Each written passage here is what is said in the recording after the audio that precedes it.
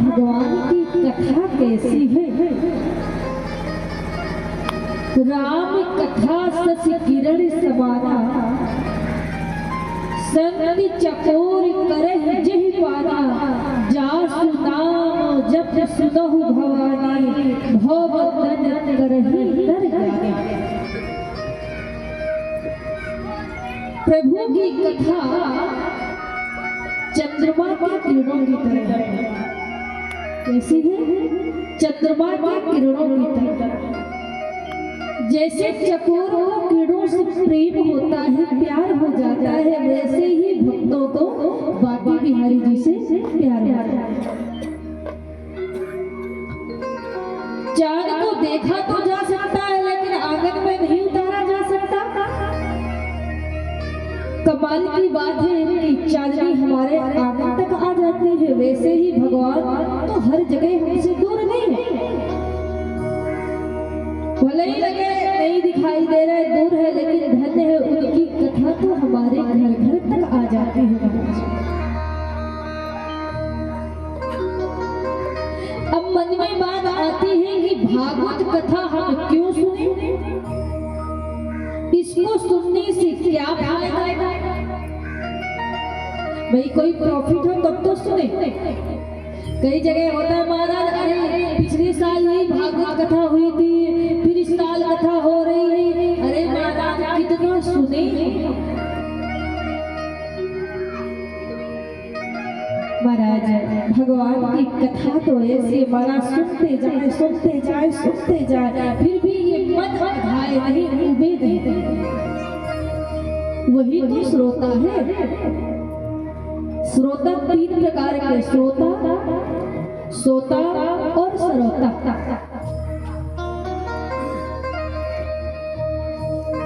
जो कथा को बड़े ही प्रेम से सुने, श्रोता सुन करके भी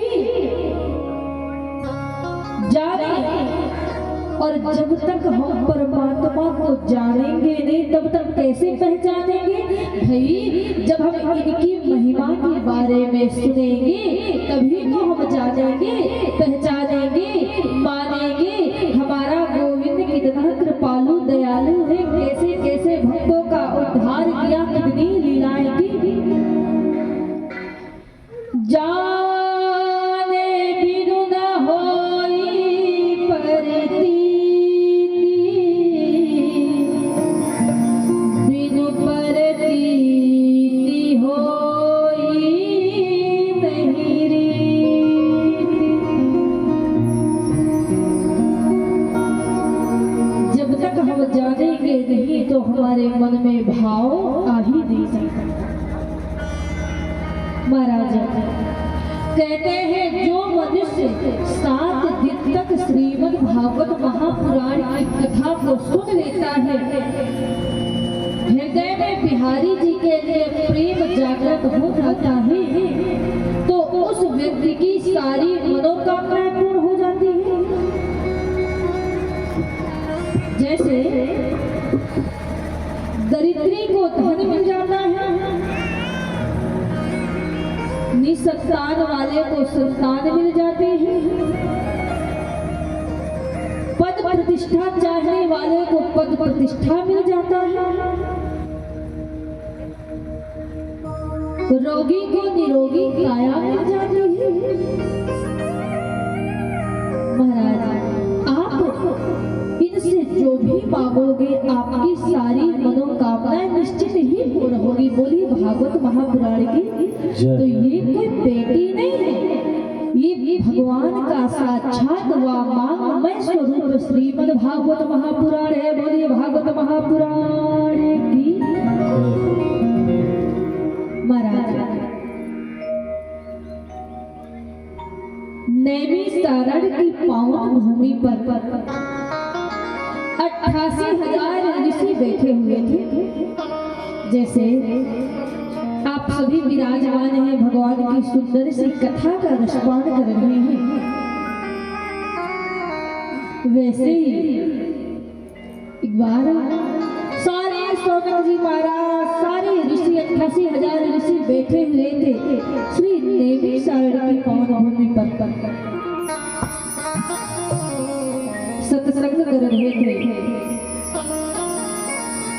वहीं पर एक 16 साल की बालक का आगमन हो गया, नाम था सूत जी। श्री सूत जी महाराज का आगमन जैसे ही हुआ तो जितने सारे ऋषि महात्मा थे खड़े हो गए अपने स्थान पर, जय जयकार करने लगे। आइए आइए महाराज, आपका स्वागत है, हम तो धन्य हो गए आपके दर्शन पा करके।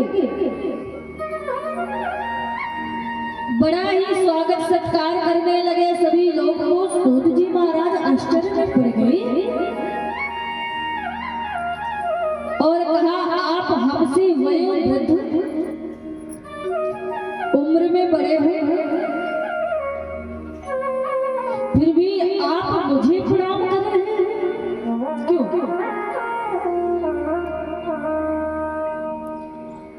श्री सौनक जी महाराज ने कहा, महाराज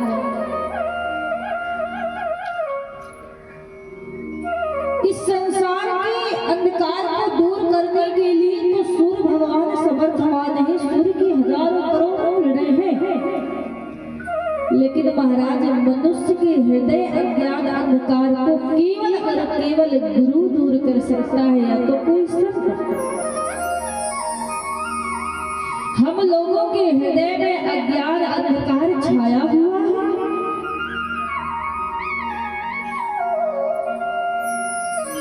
आप अपने ज्ञान के प्रकाश से हमारे अंधकार को दूर कर दीजिए। ऐसा कोई सरल साधन बताइए कि हमें भगवत प्राप्ति हो जाए, भक्ति ज्ञान वैराग्य कैसे बढ़े। महाराज हमारा अंधकार दूर कीजिए, हमें प्रकाश की ओर ले जाइए। महाराज कहते हैं ना, धन वृद्धा बल वृद्धा आयु वृद्धा स्थित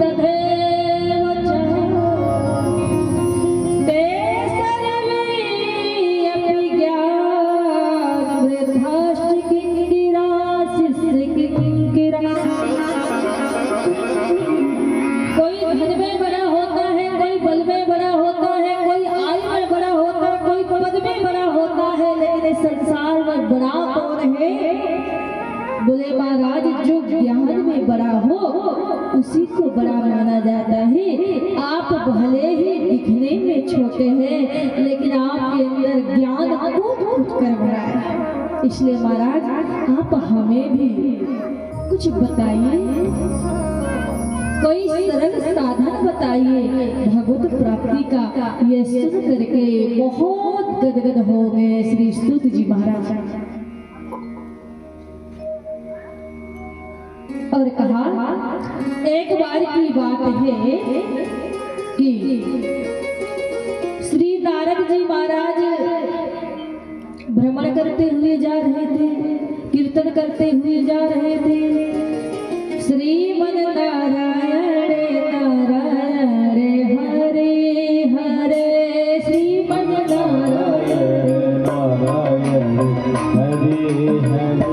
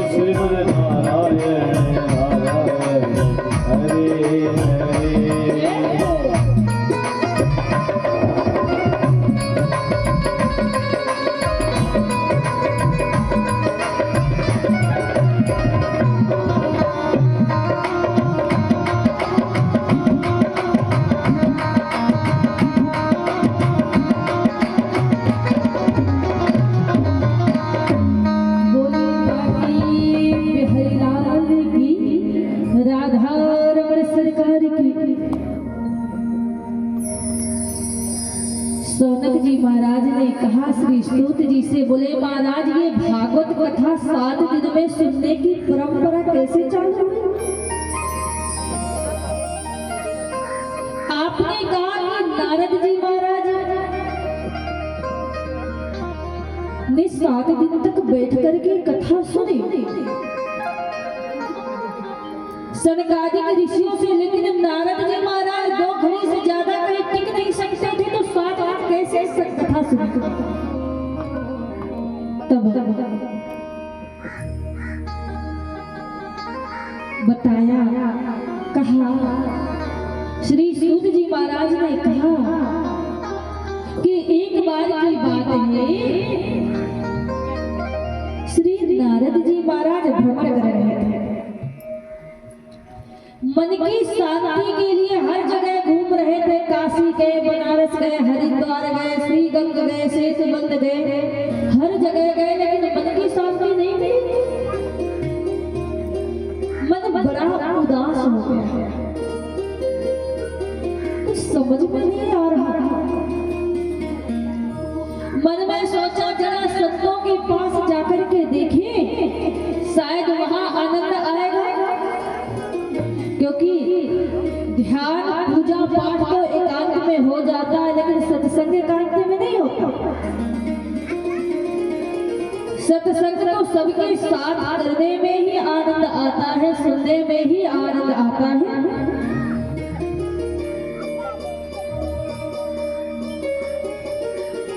रास्ते में सनकादिक ऋषि मिलते हैं और उनका संवाद होता है, श्री नारद जी और सनकादिक ऋषियों का। श्री नारद जी महाराज ने कहा कि महाराज मैंने सोचा जरा संतों के पास जाऊं, थोड़ा शांति मिलेगी।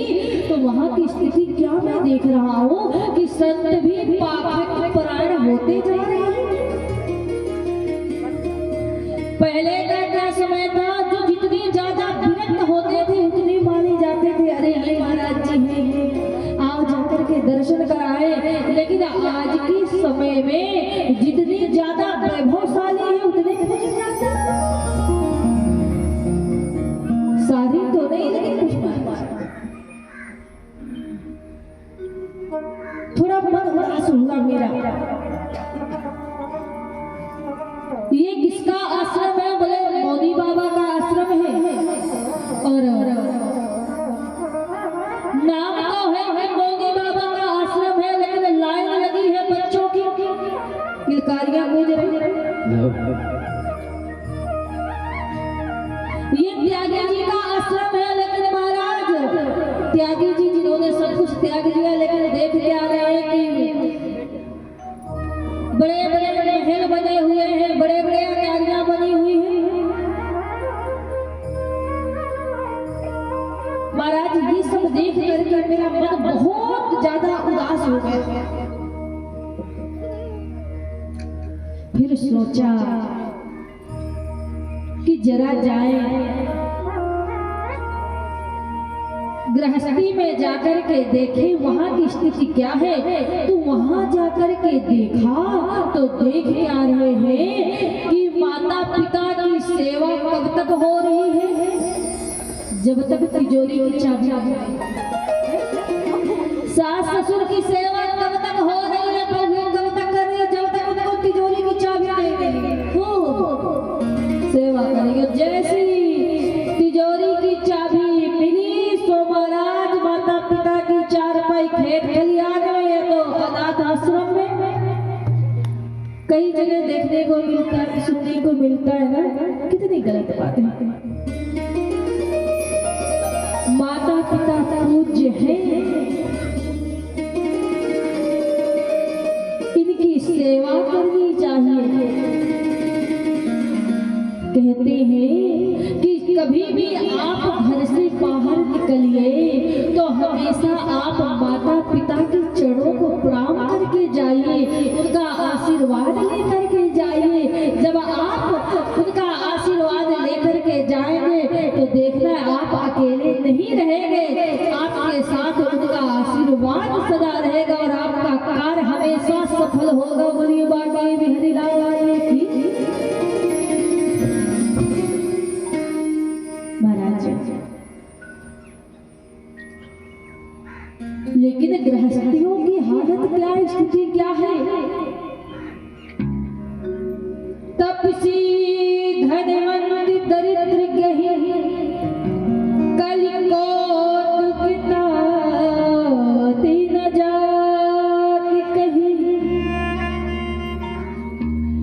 तपसी धनवंत दरिद्र ग्रही कलि कौतुक तात न जाति कही।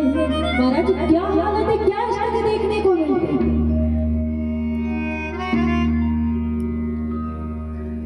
ये सब देख करके मन बहुत ज्यादा दुखी हो गया।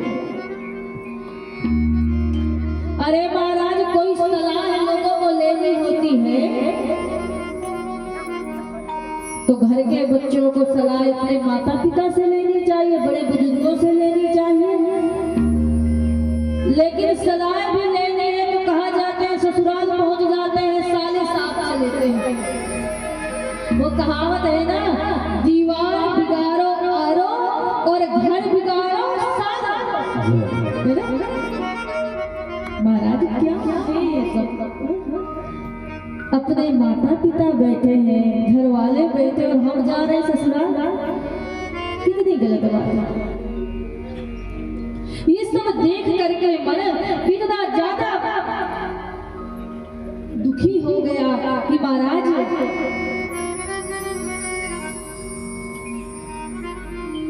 और आगे गए तो देखा क्या, एक ऐसा अचंभव देखा महाराज हमने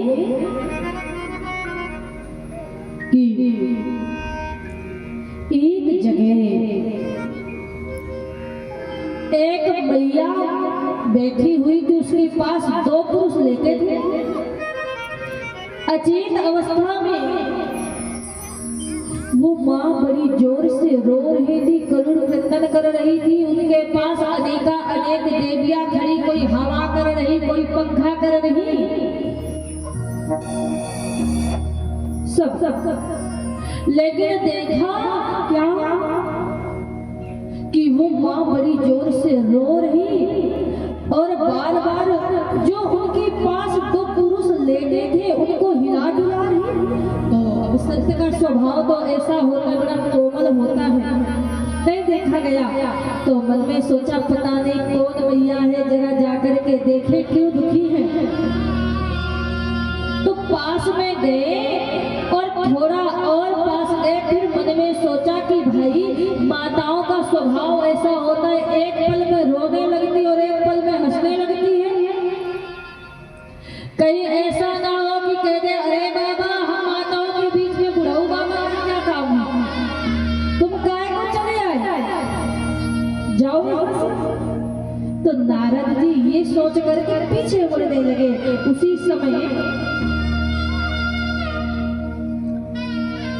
तुरंत वो भैया ने कहा अरे महाराज जरा रुकिए रुकिए रुकिए, ठहरिए ठहरिए ठहरिए। महाराज आप जैसे संतों के दर्शन मात्र से ही जीव का कल्याण हो जाता है।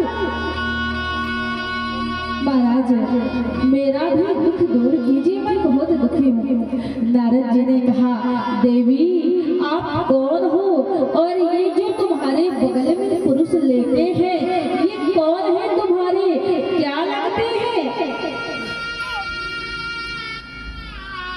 कहा उस भैया ने महाराज मेरा नाम है भक्ति, मेरा जन्म द्रविड़ देश में हुआ,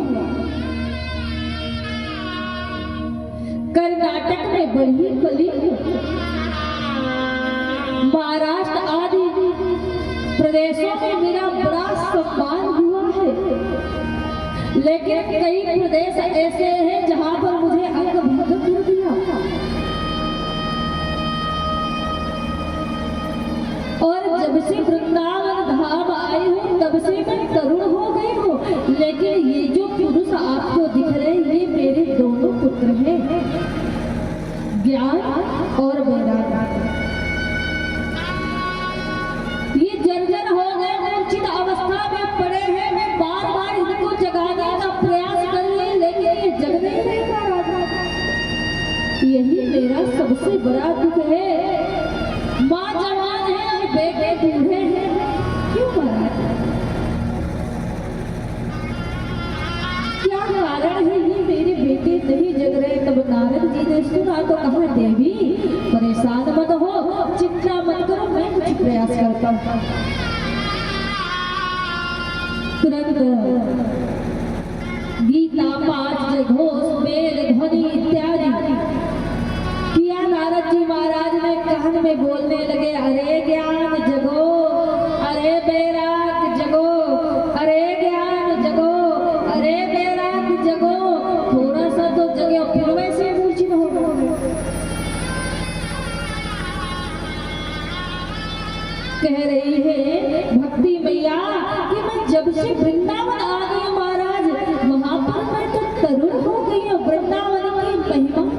प्यारी है। चारों तरफ राधे राधे राधे राधे राधे राधे का संकीर्तन हो रहा है।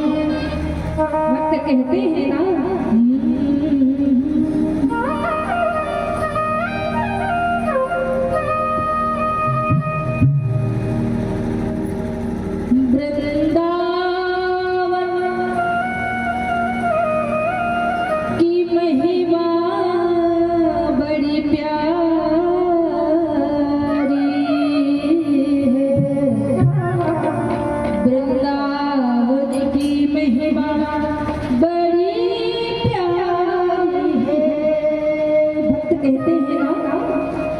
राधा बोल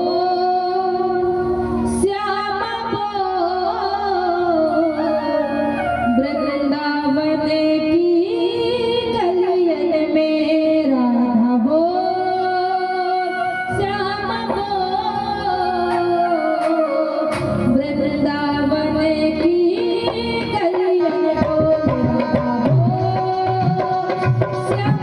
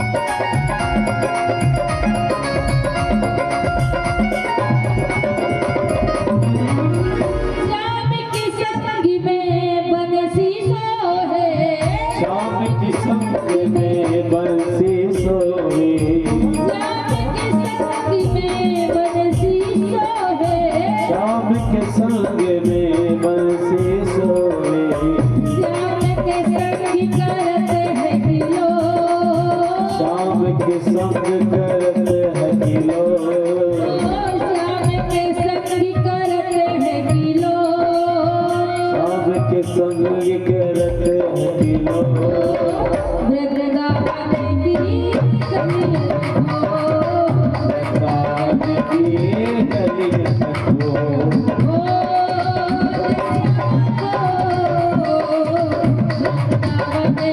गली हो,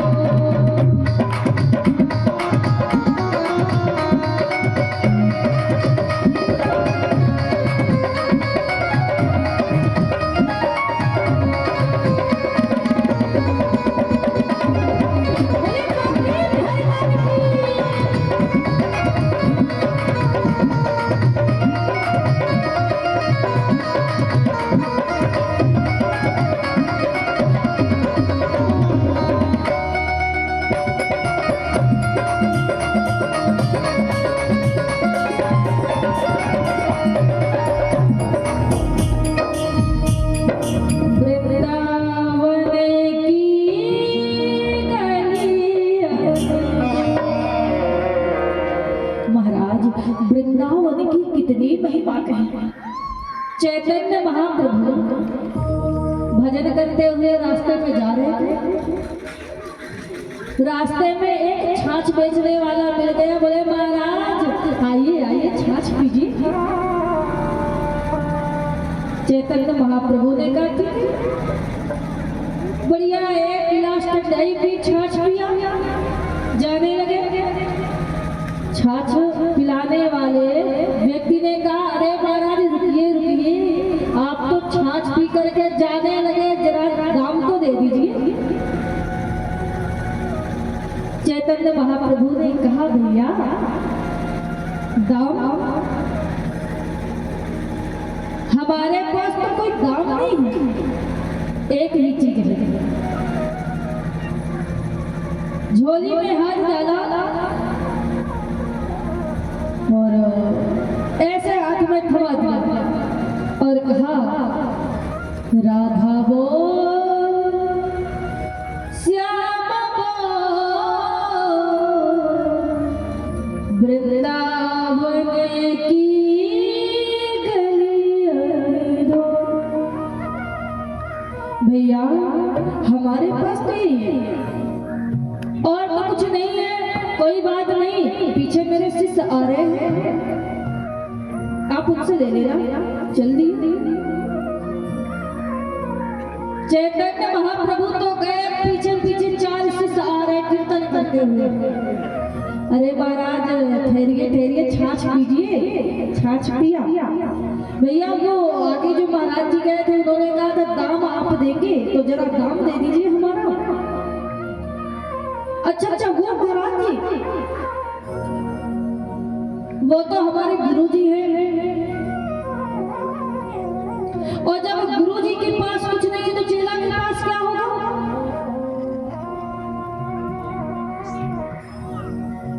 चलो कोई बात नहीं, मैं आपको दिए दे रहा हूँ। उन्होंने भी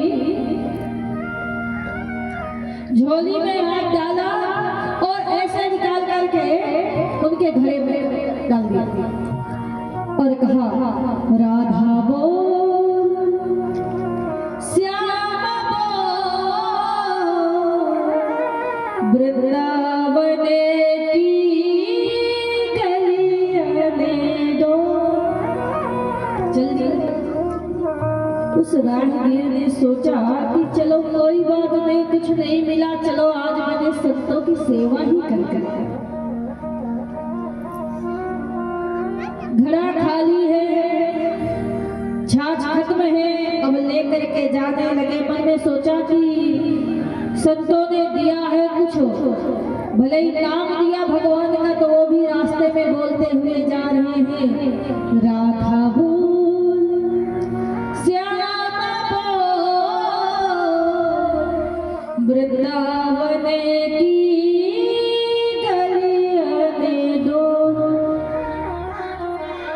राधा बोल श्याम बोल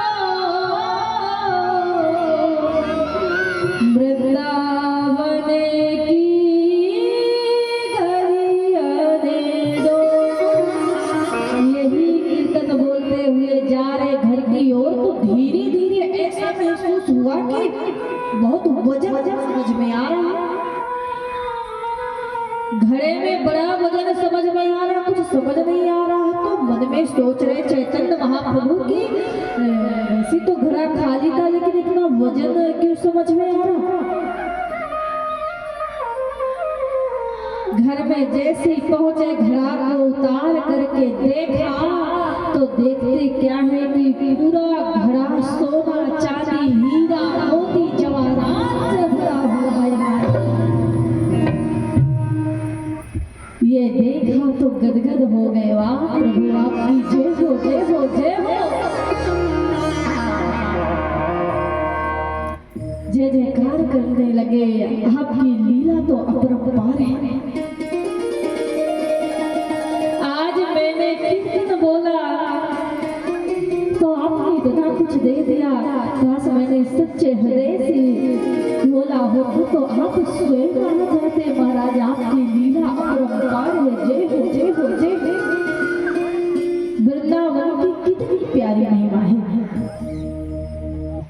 महाराज। आज श्री नारद जी महाराज से वही भक्ति मैया बता रही है। बोले महाराज ये मेरे दोनों बेटे बूढ़े हो गए, बुजुर्ग हो गए, जर्जर हो गए, लेकिन मैं तरुण हूँ महाराज। सबसे बड़ा मेरा यही दुख है, आप इनको जगाइए, कुछ कीजिए। नारद जी ने कहा देवी चिंता करने की बात नहीं, मैं प्रयास कर रहा हूँ। गीता पाठ जय घोष वेद ध्वनि इत्यादि सब कुछ किया। थोड़ा सा जगह फिर मूर्छित हो गए। उसी समय आकाशवाणी हो गई, सत्कर में सूचि को नूनम ज्ञान यज्ञाय स्मृतो बुधे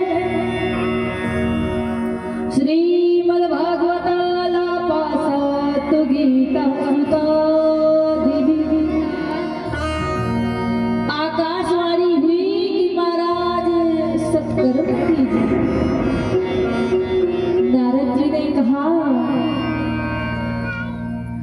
वही सनकादि के ऋषियों से कि महाराज तब से मैं इधर उधर डोल रहा हूँ, घूम रहा हूँ, लोगों से पूछ रहा हूँ सत्कर्म क्या है, कोई बता ही नहीं रहा। आकाशवाणी ने भी ऐसे इशारा कर दिया भाई कोई डॉक्टर के पास जाए इलाज करवाने के लिए तो दवा लिखेगा कि आप फला डॉक्टर के पास जाइए या इस मेडिकल में जाइए, दवा ले आइए, ये लिखिए। और यदि दवा लिखी ही नहीं है तो हमें पता कैसे चलेगा। आकाशवाणी ने तो केवल इशारा कर दिया सत्कर्म। अब सत्कर्म क्या है? नारद जी महाराज जाकर के संत महात्माओं से पूछ रहे तो कुछ संत महात्मा तो नारद जी को देखते तो कहते थे हमारे तो मौन बहुत चलता है। और आगे नारद जी जाते हैं पूछते हैं तो कुछ संत सोचते हैं कि इतने बड़े नारद मुनि ज्ञानी जब नहीं जान रहे कि सत्कर्म क्या है तो हम क्या जान पाएंगे। वो तो नारद जी को देख करके पगली गली से निकल जाते। पहुंचते पहुंचते महाराज श्री नारद जी महाराज को जब सनक सनंदन सनातन सनत कुमार 4 ऋषि मिले और ऋषियों ने कहा महाराज जी कहाँ जा रहे, रोते हुए भागते हुए दौड़ते हुए, ऐसा लग रहा है जैसे किसी व्यक्ति का धन चला गया हो और वो धन को पाने का बड़ा प्रयास कर रहा है। आपका धन तो भगवान के नाम का धन है तो क्या बात है। तब श्री नारद जी महाराज ने ये सारी बात बताई और कहा महाराज तब से मैं ढूंढ रहा हूँ ये सत्कर्म क्या है। सनकादि के ऋषि मुस्कुराने लगे और कहा नारद जी ये सत्कर्म कोई और नहीं श्रीमद् भागवत महापुराण की कथा है। एक बार आप श्रीमद् भागवत महापुराण की कथा कराइए, सुनिए, देखना ज्ञान और वैराग्य की मूर्छा दूर हो जाएगी, भक्ति मैया आपका दुख दूर हो जाएगा। नारद जी हंसने लगे, बोले महाराज रहने दो, मैंने गीता पाठ वेद ध्वनि जय घोष इतना सब कुछ किया तब तो महाराज ये जगह नहीं और भागवत जी की कथा सुन करके के जग जाएंगे कैसे? अरे बोले आप कराइए तो कहा महाराज ऐसा कीजिए, आप ही सुना दीजिए। बद्री धाम में श्री नारद जी महाराज बैठे श्रोता के रूप में, 4 चौकी बनाई, चारों ऋषि बैठ गए, कथा होने लगी।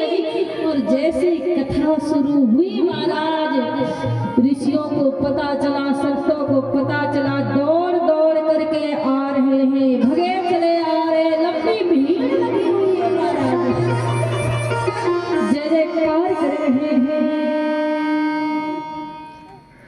कोई जाए जो वृंदावन, मेरा पैगाम ले जाए। आप लोग भी प्रार्थना यही कीजिए ठाकुर जी से और कहिए क्या, कोई जाए जो वृंदावन, मेरा पैगाम ले जाए। मैं खुद तो जा नहीं पाऊँ, मेरा पैगाम ले जाए। मैं खुद जा नहीं पाऊँ, मेरा पैगाम ले जाए। कोई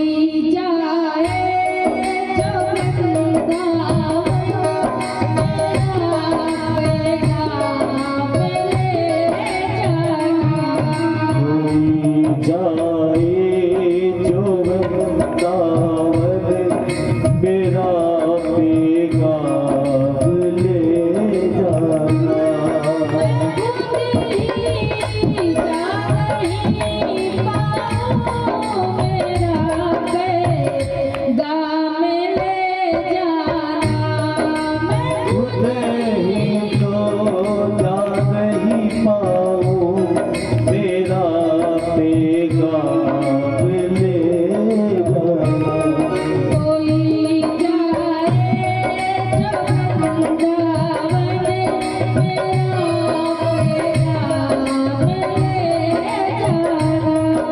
कोई जाए जो वृंदावन, मेरा पैगाम ले जाना।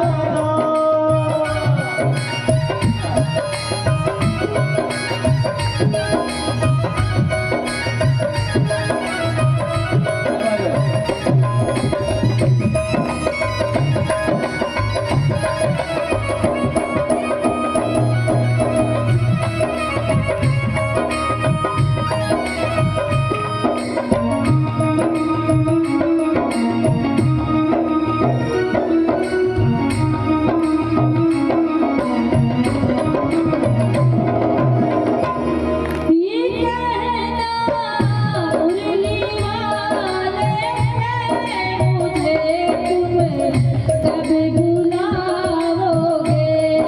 ये कहना मुरली वाले से, मुझे तुम कब बुलाओगे?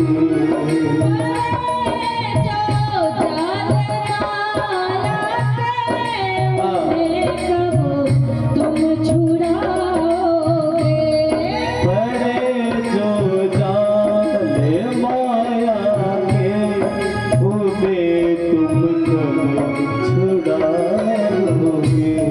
मुझे इस घोर दलदल से,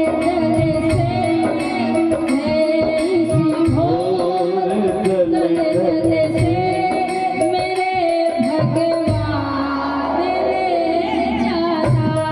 कोई जाए जो वृंदावन, मेरा पैगाम ले जाना।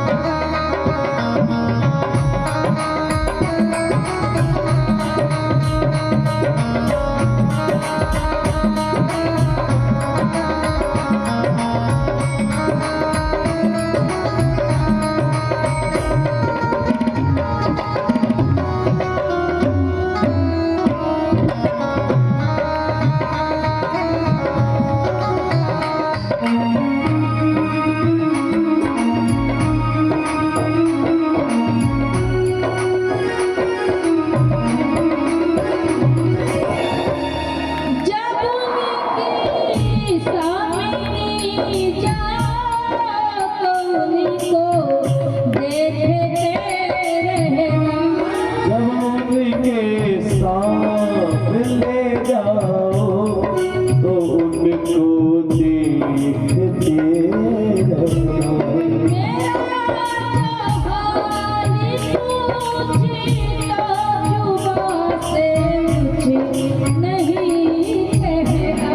मेरा जो हाल पूछे तो जुबां से कुछ नहीं कहना। बहा देना कुछ आंसू, बहा देना कुछ के आंसू, मेरी पहचान ली जाना। कोई जाए जो वृंदावन मेरा पैगाम ले जाना।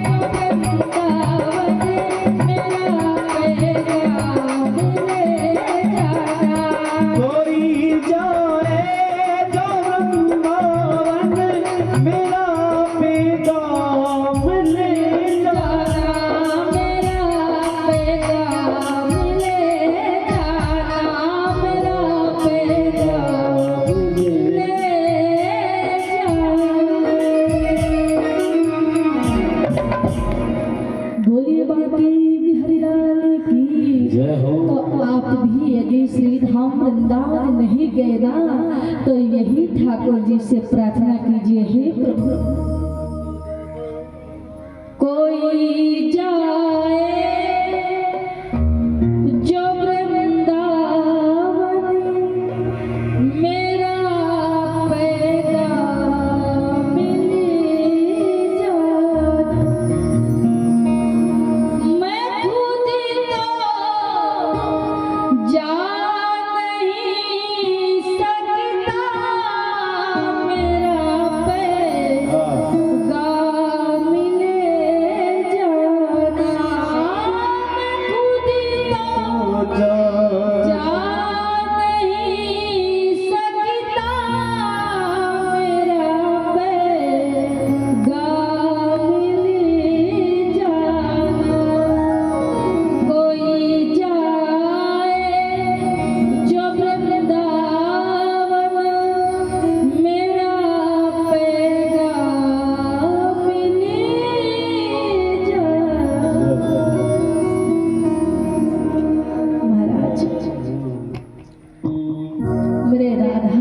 सरकार बहुत कृपालु, बहुत दयालु,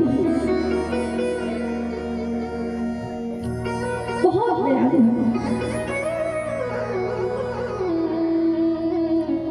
आज सभी भक्त दौड़ते हुए भागते हुए सारे संत महात्मा जा रहे हैं। कथा सुनने के लिए देखा लाइन लगी है, बड़ी सुंदर दिव्य अमृतमयी कथा शुरू हो गई। सभी लोग कथा सुनने लगे, गदगद हो गए, आनंद भाव विभोर हो गए। महाराज सब मगन है, देखते देखते देखते देखते उस समय ये कोई नहीं देख पाया कि कब भक्ति मैया प्रकट हो गई अपने दोनों पुत्रों को लेकर के।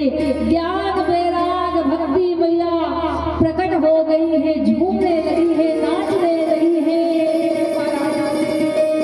प्रहलाद जी महाराज मजीरा लिए, उद्धव जी महाराज तंबूरा लिए, इंद्र जी महाराज झांझ लिए हैं और सारे संत मंडली झूम रहे, दिव्य कीर्तन होने लगा है। देखो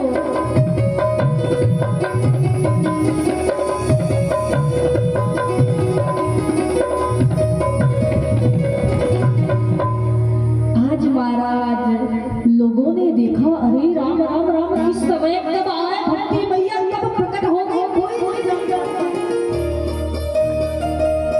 सब आनंद विभोर हो गए, गदगद हो गए, महाराज जयकार करने लगे।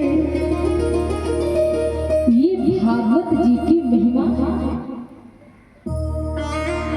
भागवत कथा को सुन करके भक्ति का दुख दूर हो गया, ज्ञान वैराग्य का दुख दूर हो गया। नारद जी महाराज ने कहा, वाह महाराज मैं मान गया, देख लिया, साक्षात तुम्हारे देख लिया, लेकिन एक प्रश्न मन में और है,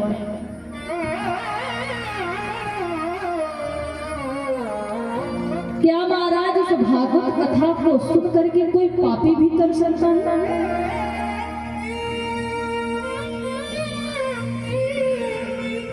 जैसे ही सुना, नारद जी ने कहा, महाराज कैसे कैसे पापी कर सकते इस भागवत कथा को सुन करके?